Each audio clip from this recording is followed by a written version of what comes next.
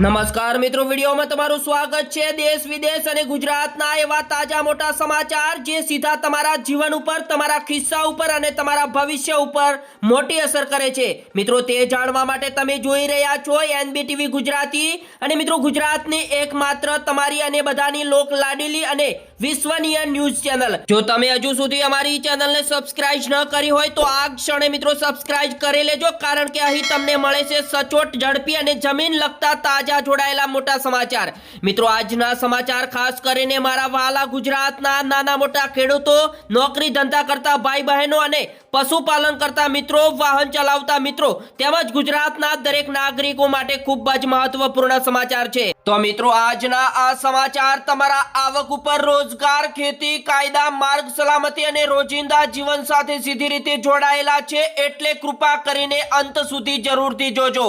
મિત્રો, એક પણ માહિતી ચૂકી ન જશો। ચાલો મિત્રો, જોઈએ હવે જાણીએ આજના તાજા મોટા અને આંખ ઉઘાડી નાખે એવા સમાચાર। સૌપ્રથમ મિત્રો, વાત કરવામાં આવે તો ગુજરાતમાં 30 થી વધુ કૃષિ પાકમાં તમાકુનો સમાવેશ પણ થાય છે, ત્યારે તેનું વાવેતર હાલ અત્યારે મિત્રો ડુંગળી, લસણ, ઈસબગોળ, વરિયાળી અને જુવાર, મકાઈ કરતા પણ આ વર્ષે મિત્રો વધારે જોવા મળ્યું છે, કારણ કે ખરીફ અને રવિ એટલે કે ચોમાસું અને શિયાળો બંને ઋતુમાં ઉગતા તમાકુના છોડનું વાવેતર વધવાની સાથે તેનું મિત્રો ઉત્પાદન 5 વર્ષમાં જ આશરે 18% વધી ગયું છે।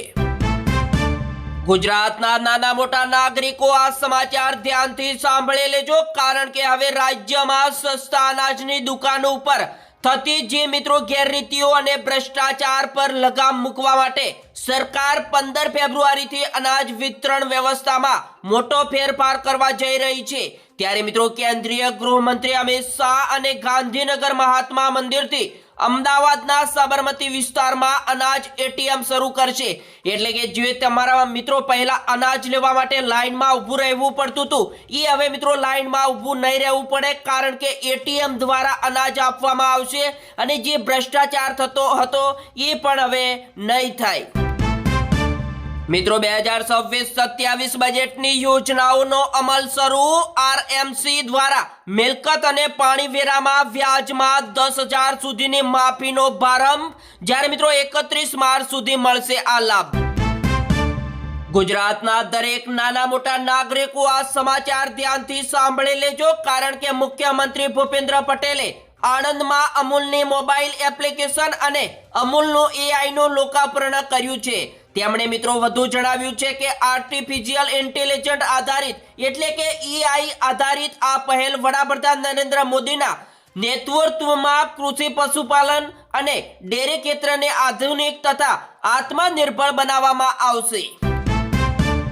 રાજકોટમાં 140 કિલો ચાંદીની ચોરીની કઈ રીતે અંજામ આપ્યો? કાળા કલરની ક્રેટા લઈને આવ્યા ને ફોર્ચ્યુનર લઈને ભાગ્યા। મિત્રો, બોટાદમાં ભાગ પાડ્યો, પોલીસને ગેરમાર્ગે દોરવા ખોટી નંબર પ્લેટ લગાવી। મિત્રો, આ સમાચાર જોતા પહેલા વિડીયોને એક લાઈક કરી દેજો, કારણ કે એક લાઈકથી અમને બહુ મોટિવેશનલ મળે છે। ચાલો જાણીએ મિત્રો, વિશ્વભરમાં મસાલાના હબ તરીકે જાણીતા ઊંઝા માર્કેટમાં હવે મિત્રો ભલે ગમે તે રાજકારણનો ફોન આવે, કોઈને છોડવામાં આવશે નહીં। જ્યારે મિત્રો ઊંઝામાં નકલી જીરાના કાળા કારોબાર સામે APMC ચેરમેનની મોટી ચેતવણી આપવામાં આવી છે, અને મિત્રો હવે કોઈ પણ પકડાયું તો જાહેરમાં તેમનો માલ સળગાવી દેવામાં આવશે। ત્યારબાદ મિત્રો, રાજસ્થાન લગ્નમાંથી પરત ફરી રહેલા મિત્રોની કાર અથડાઈ, જ્યારે મિત્રો 6 લોકોના ઘટના સ્થળે મોત, કંટ્રોલ ગુમાવીને ડિવાઈડર ક્રોસ કરી ગઈ, જ્યારે મિત્રો જયપુર આગ્રા નેશનલ હાઈવે ઉપર થયો હતો મોટો અકસ્માત। બાળ તસ્કરી કેસમાં મોટો ખુલાસો, અમદાવાદ ક્રાઇમ બ્રાન્ચની તપાસમાં વધુ 2 આરોપીઓના નામ આવ્યા સામે। આ સમાચાર ધ્યાનથી સાંભળી લેજો, કારણ કે પશ્ચિમ બંગાળમાં ચૂંટણી પહેલા મોટો રાજકારણમાં ગરમાહો જોવા મળ્યો। બાબરી મસ્જિદ તો બનાવીશું જ, રોકી બતાવો, યોગીના કયામત વાળા નિવેદન ઉપર હુમાયુનો ખુલ્લો પડકાર આવ્યો સામે। અમિત શાહ 15 તારીખે ગુજરાતના મહેમાન બનશે, જ્યારે વડોદરામાં શિવજી કી સવારી અને મહાઆરતીમાં સામેલ થશે। જ્યારે મિત્રો 17 અને 18 ફેબ્રુઆરીએ ગાંધીનગરમાં સહકાર મંત્રીની પરિષદમાં ઉપસ્થિત રહેશે. રાહુલ ગાંધીએ કહ્યું સરકારે ભારત માતા વેચી દીધી. જ્યારે મિત્રો સીતારમણે પાછો જવાબ આપ્યો કોંગ્રેસે આખું ભારત વેચી દીધું. જ્યારે ખેડૂતોના અધિકારનો પણ વેપાર કર્યો છે તેવું મિત્રો નિવેદન આપ્યું. ત્યારબાદ મિત્રો જૂનાગઢમાં મિની કુંભ મેળાના પહેલા જ દિવસે જ રવેડી જેવો માહોલ જોવા મળ્યો. જ્યારે મિત્રો ડેપ્યુટી સીએમ સાથે સાધુ સંતો ભવનાથ પહોંચ્યા. જ્યારે ભવ્ય ડમરૂ યાત્રા પણ યોજાઈ. મિત્રો આ સમાચાર ગુજરાતના દરેક નાગરિકો સાંભળી લેજો, કારણ કે AI ના કારણે હવે મિત્રો માંડ 5 ક્ષેત્રમાં નોકરીઓની સલામત રહેશે. કારણ કે મિત્રો 2027 સુધીમાં 99% રોજગારી ગાયબ થવાનો નિષ્ણાતોનો મોટો દાવો છે. એટલે કે મિત્રો AI ના કારણે હવે નોકરીનો મોટો ખતરો છે. જે મિત્રો યુવાનો નોકરી ધંધો કરવા માંગતા હશે એમના માટે બહુ મોટી તકલીફ ઊભી થવાની છે. 2027માં નોકરી કરવી બહુ મુશ્કેલી થઈ જશે. 12 ફેબ્રુઆરીએ એટલે કે મિત્રો આજે ગુજરાત સહિત દેશભરમાં બેંક હડતાલ. નવા લેબર કોડ વિરુદ્ધ 10 કેન્દ્રીય ટ્રેડ યુનિયને ખોલ્યો મોરચો.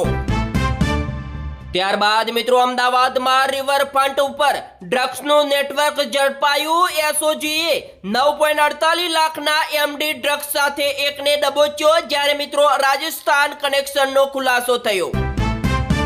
હાલ અત્યારે મિત્રો બીજા એક સૌથી મહત્વના અને મોટા સમાચાર સામે આવ્યા. ગુજરાત પોલીસની PSI અને લોકરક્ષક દળ LRD ની ભરતી પ્રક્રિયાની શારીરિક કસોટી ચાલુ છે. ત્યારે મિત્રો ગ્રાઉન્ડ પરીક્ષામાં નાપાસ થતા રાજકોટ શહેરની 19 વર્ષીય યુવતીએ ગળે ફાંસો ખાઈને મોતને વાલું કરી દીધું છે. મિત્રો આ ઘટનાની સામે આવી છે કે સમગ્ર મામલે પોલીસ ઘટના સ્થળે પહોંચીને વધુ તપાસ હાથ ધરી છે. ત્યારબાદ મિત્રો અમદાવાદમાં સોશિયલ મીડિયા પર ટ્રેડિંગનો વિડીયો જોઈ છેતરાયા વૃદ્ધ. 53.70 લાખની જમા પૂંજી ગુમાવી. જ્યારે મિત્રો અમદાવાદના ચાંદખેડા વિસ્તારમાં રહેતા એક 61 વર્ષીય વૃદ્ધ સાથે ઇન્વેસ્ટમેન્ટના નામે 53.70 લાખની છેતરપિંડી થઈ હોવાની ચોંકાવનારી ઘટના આવી છે સામે.